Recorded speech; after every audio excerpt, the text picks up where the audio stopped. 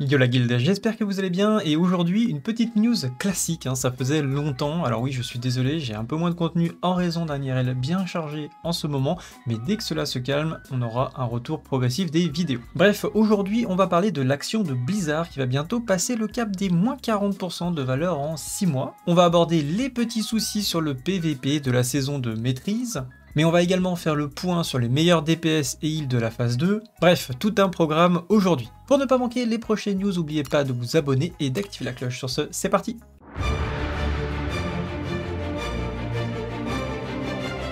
Et on commence tout de suite avec l'action de Blizzard qui a pris extrêmement cher. Comme on peut le voir, alors j'ai mis 40%, mais en réalité c'est encore plus et ça va probablement passer les moins 50% bientôt.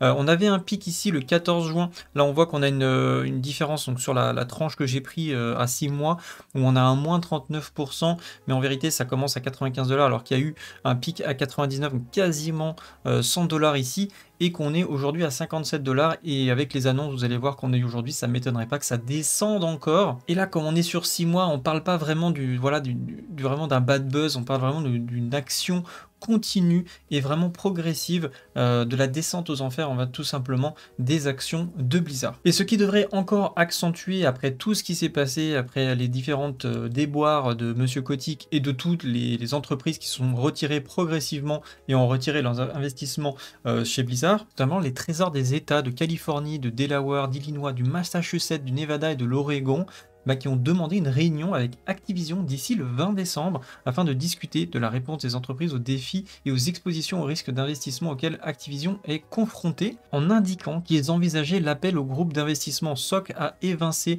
le PDG Bobby Kotick et d'autres membres de longue date du conseil d'administration. L'action est en descente rapide et cette news date de 5 heures. Et là, c'est quand même un gros coup de tonnerre, même si ça ne représente, comme c'est précisé, que moins d'1% des actions de Blizzard. Il précise que ça pourrait faire un effet boule de neige, c'est-à-dire de snowball, comme on dit, et d'avoir un effet engrenage comme ça, avec une descente importante des actions. Beaucoup d'actionnaires pourraient retirer leur part dans Activision Blizzard. Même si la goutte qui a fait déborder le vase, c'est tout simplement, évidemment, les affaires de harcèlement, l'exposition médiatique par rapport à ça, je pense qu'il y a un autre problème de fond qui est en place depuis des années et des années, c'est l'effet un petit peu vache à lait sur Blizzard et sur WoW et la manière dont Bobby Kotick, qui a probablement parfaitement mené sa stratégie depuis le début de rendre WoW toujours plus rentable et de récupérer de l'argent des joueurs un maximum possible. Je pense d'ailleurs dédier une vidéo à ça, pas uniquement à WoW, mais à toutes ces entreprises en fait qui ont décliné ce business model pour, comme des vaches à lait, traire les joueurs jusqu'au dernier centime. Sur plein de jeux, c'est un business model qui est extrêmement répandu, qui détruit un petit peu le paysage des jeux vidéo en ce moment. Bref, affaire à suivre, mais en tout cas, je pense que l'action va continuer de descendre et pour un petit moment. Et ensuite, on va parler du premier clean de Molten Core sur la saison de maîtrise par la guilde WoW. On va dire il y a les guildes tryhard et au-dessus des guilds tryhard, il y a des guildes ultra tryhard, voire ultra hardcore, vous les appelez comme vous voulez. On voit que ça a été un combat qui était quand même assez difficile, puisqu'à la fin ils étaient quasiment tous morts. Voilà, vous voyez à 1%, il reste plus grand monde en vie sur ce premier kill, mais voilà, c'est vraiment très très bien joué de leur part, alors que la plupart des guildes, même les guildes qui sont vraiment dans la performance, qui sont des guildes un petit peu tryhard, la plupart des guildes n'ont même pas en fait encore attaqué Molten Core, n'ont même pas fini leur leveling.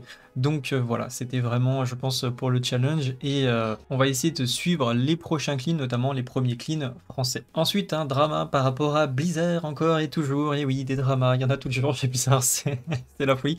Tout simplement, ça a commencé par des inquiétudes par rapport au système PVP, qui était, vous savez, il y a des modifications qui étaient prévues sur le PVP de la saison de maîtrise, en gros, la vitesse à laquelle on devait monter les rangs devait être doublée.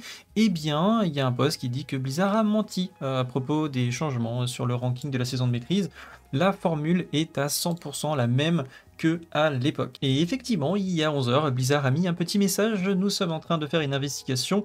Et ils ne savent pas si c'est un bug ou quoi, donc du coup ils sont en train de regarder. Et Blizzard a mis un message sur le forum comme quoi ils étaient en train de faire une investigation à ce niveau-là. Et apparemment, après un petit reset des serveurs juste après ce post bleu, eh bien les points d'honneur sont maintenant correctement calculés, en tout cas sur les serveurs européens pour l'instant. À voir si Blizzard postera un petit message d'excuses pour cette erreur et pour ceux qui ont farmé les champs de bataille sur les premières semaines. Ensuite, quels sont les grands gagnants de la phase 2, hein, que ce soit au niveau des DPS et des healers. Alors la phase 2 n'est pas terminée, ça peut changer un petit peu, mais vous allez voir les tendances, on peut analyser un petit peu les données, et puis on pourrait essayer de se projeter assez facilement, je pense, même s'il y aura pas mal de changements sur la phase 3. En tout cas, ça vous donnera une bonne idée des meilleurs DPS et ceux qui ont vraiment réussi à progresser sur la phase 2. Donc on a évidemment le Mage Arcane qui était déjà en première position sur la phase 1, je vous le rappelle, qui est en train littéralement d'exploser le recount sur la phase 2. Et pourquoi? Déjà, ça va être son bonus de pièces, hein, qui est complètement insane, qui va démultiplier ses dégâts de manière très très importante, et également le fait que l'intégralité du raid fait de plus en plus mal, ce qui va réduire la durée des fights. C'est une classe qui est extrêmement manavore mais extrêmement performante, de plus en plus performante en fonction de la durée du fight. Plus le fight est court, plus le Mage Arcane a un DPS élevé, donc du coup c'est logique qu'on le retrouve de plus en plus performant sur cette phase, et plus la phase avance et plus il est performant. Les démonistes, hein, les 3 spés du démoniste qui sont toujours devant, voilà, ce que ce soit démono, destruction ou affiction, le démoniste il est là, il est présent, il fait extrêmement mal. La grosse surprise pour moi, ça va être le chasseur survie. Je l'attendais pas aussi, alors je sais que c'est une spé qui monte en puissance avec le temps, mais je pensais qu'il fallait attendre la phase 3 voire la phase 4 pour commencer vraiment à le voir performer comme ça. Et écoutez, il a dépassé tout simplement son collègue Beast.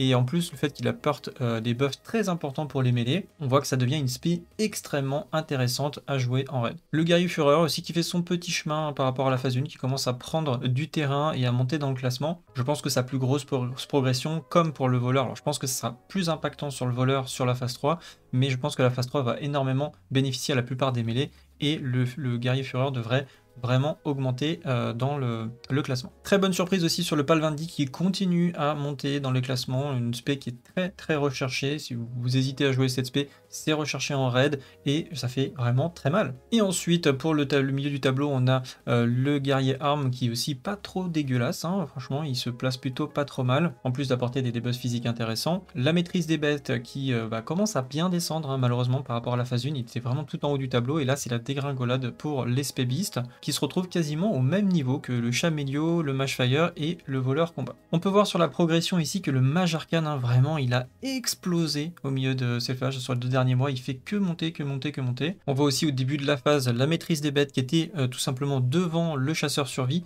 qui s'est fait dépassé par le chasseur survie ici, là j'arrive pas à le sectionner, voilà, le chasseur survie qui est passé devant la maîtrise des bêtes, et également le paladin raid qui est passé devant la maîtrise des bêtes. C'est également la première fois depuis les 2 derniers mois que le rogue combat passe devant le druide farouche, et ça devrait s'accentuer avec la phase 3 et l'arrivée de la pénétration d'armure et les différentes armes qui sont très intéressantes pour le voleur. Il faut savoir que le voleur a un scaling beaucoup plus important que le feral, tout simplement parce que le feral ne se scale pas sur les différentes armes qui va tomber. Alors, il peut prendre en compte, je crois, la pénétration d'armure, mais l'arme ne change, mis à part la puissance d'attaque, ne change pas autant le DPS du feral que c'est le cas sur un voleur. Au niveau des healers, c'est le prêtre sacré, hein, qui a tout simplement vraiment dominé le recount heal. Et ensuite on a le druide restauration, puis le chaman, puis le prêtre discipline, et enfin le paladin sacré. Encore une fois, je pense qu'au niveau des healers, c'est pas vraiment une question de compétition. Chaque healer apporte en fait au raid différentes choses, que ce soit des buffs, de l'amortissement de heal, ou de pouvoir burst heal à un moment donné pour remonter des groupes.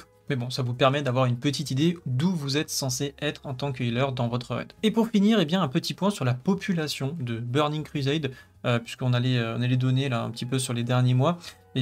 Sachez que c'est assez stable. Alors, on a une tendance à la baisse, hein, évidemment. Le patch de la phase 2 commence à s'essouffler, les joueurs ont fait le tour, il y a des jeux qui sont en train de sortir aussi à côté comme d'habitude, donc les gens testent un petit peu ce qui se fait à droite à gauche. On voit qu'on notera quand même que sur Sulfuron, la population Alliance descend pas mal, hein. On avait une pointe à 40% au mois de septembre, et là on est tombé actuellement à 35%, donc on a perdu 5% des joueurs de l'Alliance, alors que la population Horde a tendance un petit peu à se stabiliser. On notera que sur le serveur PvE Auberdine, la population est encore plus stable que sur le serveur PvP de Sulfuron, même si à la fin, là sur les dernières stats, on voit qu'il y a une légère descente, une tendance à la baisse. La population devrait re-augmenter avec l'annonce de la phase 3 qui n'est toujours pas arrivée. Alors déjà l'annonce du PTR, puis la date officielle de la phase 3. On avait eu une pointe ici, vous pouvez le voir, c'est le 21/09/01. C'était l'annonce de SSC, donc de la phase 2. Donc on aura probablement le même genre de retour de joueurs à partir de l'annonce officielle de la phase 3. Voilà, c'est tout pour aujourd'hui. J'espère que cette news vous a plu. Si c'est le cas, n'hésitez pas à liker et laisser un commentaire, que ce soit pour me donner votre avis sur les différents sujets du jour, mais aussi booster le référencement de la vidéo. On se retrouve dans la prochaine. Sur ce, salut à tous, salut à Guild et à bientôt. Ciao.